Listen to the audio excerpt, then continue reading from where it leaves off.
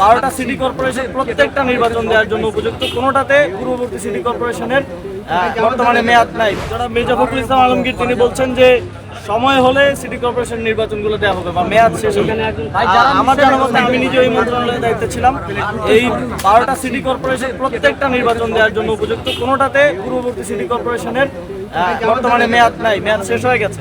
তো এমত অবস্থায় প্রশাসক নিয়োগ দেওয়ার, নির্বাচন না দেওয়াটা আমি মনে করবো যে বিএনপি 11 দলীয় জোটের এবং শাপলাকলির পক্ষে যেই জনসমর্থন এসেছে সেটা দেখে তারা ভয় পেয়ে গেছে। এবং বিশেষ করে শহরগুলোতে আপনারা যদি ঢাকা শহরের 15টি আসনের যোগফল বের করেন যে কত ভোট 11 দলীয় জোট পেলে, কত ভোট বিএনপির জোট পেল, সেখানে কিন্তু পুরো ঢাকা শহরে ভোটের সংখ্যার দিক থেকে 11 দলীয় জোট এগিয়ে আছে।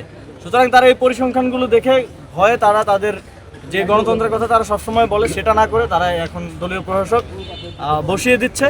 এবং আমরা তাদেরকে আহ্বান জানাবো, আপনারা যদি গণতন্ত্রের প্রতি সম্মান রাখেন, আপনারা যদি গণতন্ত্রে বিশ্বাস করেন এবং মনে করেন যে আপনাদের কিছুটা হলেও রাজনৈতিক গ্রহণযোগ্যতা আছে, তাহলে সাহস করে নির্বাচন দিন, প্রতিদ্বন্দ্বিতা করুন এবং মানুষের রায় নিয়ে সেখানে বসুন। কলমের খোঁচায় প্রশাসক না হওয়ার প্রতি আহ্বান থাকবে।